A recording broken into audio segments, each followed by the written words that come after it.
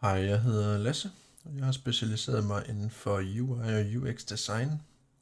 Mit fokus i specialiseringen har været at forstå, hvordan visuelle valg og brugeroplevelse hænger sammen, og især hvordan design kan ændre sig på tværs af kulturer.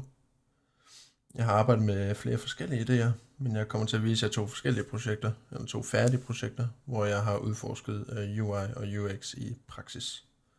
Det første handler om at designe en japansk version af Eleganten, som I kan se her.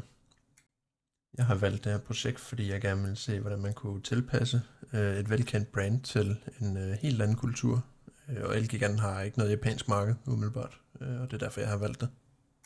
Udgangspunktet var Elgigantens danske hjemmeside, men jeg ville udforske, hvordan den kunne se ud, hvis den var designet til det japanske marked. Jeg startede med at undersøge, hvordan japanske hjemmesider generelt er bygget op, hvor der ofte er mange flere elementer på en side, tættere layout og en helt anden brug af farver og typografi. I Figma lavede jeg en ny version af forsiden, hvor jeg justerede informationshierarkiet og den visuelle balance, så det matchede japanske designvaner. Jeg lærte, at japansk UI ofte handler om at give brugeren et hurtigt overblik frem for at skabe ro og luft, som i europæisk, vestligt og skandinavisk design. Det betød, at jeg skulle tænke anderledes i spacing og kontrast og acceptere, at overfyldt i vores øjne faktisk kan føles naturligt i en japansk kontekst. Her kan I så hurtigt se den oversatte version, hvor man kan se det på dansk i stedet for de japanske tegn. Og det er lidt nemmere at få et overblik over, hvad der rent faktisk foregår. Gennem det her projekt har jeg fået en bedre forståelse af, hvordan design ikke kun handler om æstetik, men også om kultur og forventninger.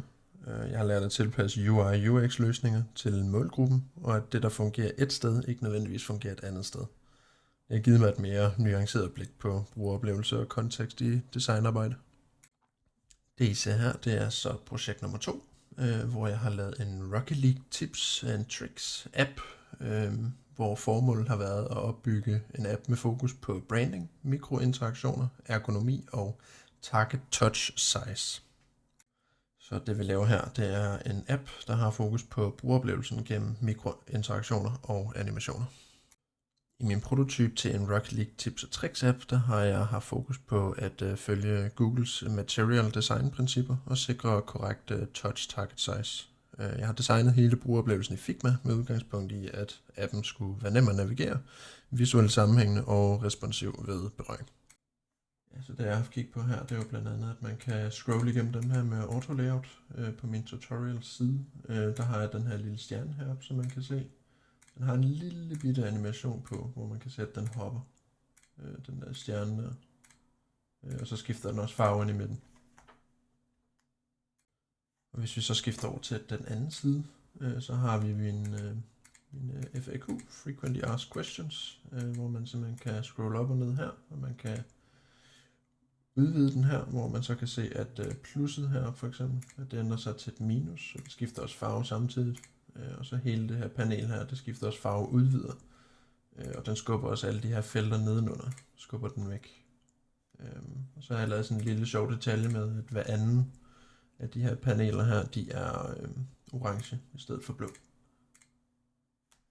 Og hvis vi så kigger ned i vores navigationsbar, så kan vi se, at den her linje her, der går hernede, at den bliver med at flytte sig. Den blandt andet skifter også farve.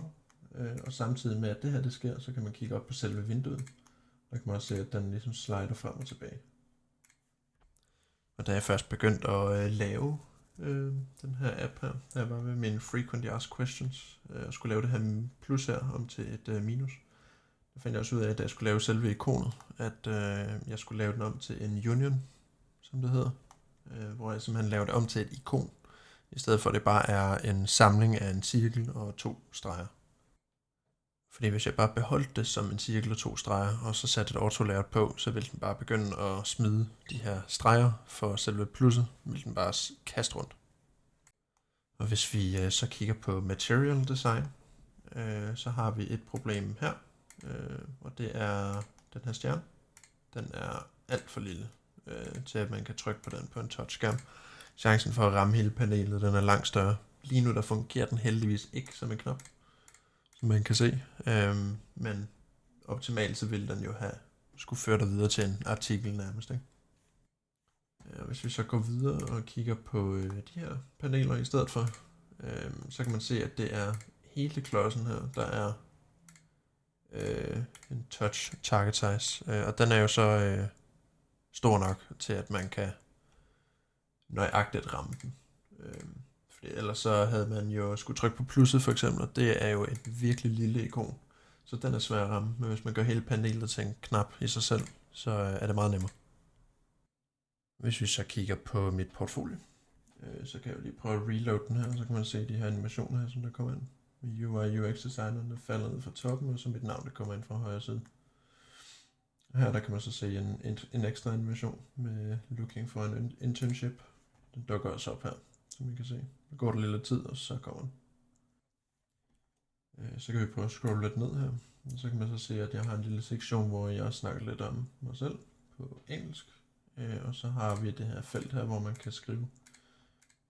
Og hele det her system her igennem der holder et mønster, hvor vi har den grønne farve. Det er så her ved knapperne specifikt, og så har vi den orange farve, som ligesom fungerer som sådan en highlight ved overskrifter. Og så når vi går hen på mit portfolio, så kan man se her en hurtig oversigt over, hvad det er, der kommer til at stå her i de næste kapitler. Og der får vi nogle billeder af blandt andet mit tværkulturelle design med den japanske version af Elgiganten. Og så kommer der en længere forklaring her. Og så dukker vi op til den her, som er Rocket League-appen, som jeg viste før. Og så har vi en masse billeder og noget tekst. Det generelle layout her, det er et ret mønster. Det er billederne her, som vi kan se, hvis vi lige scroller til toppen igen. Så kan vi se, at det starter på venstre side med teksten, så springer det over til højre, og så springer det til venstre igen, når der kommer et nyt kapitel, og så til højre igen, og sådan bliver det bare ved hele vejen nedad. Så systemet det er meget enkelt at følge. Jeg har lært rigtig meget igennem den her proces, specielt også ved det tværkulturelle design, fordi der har jeg skulle arbejde meget anderledes, end hvad man ligesom plejer i forhold til designprincipper.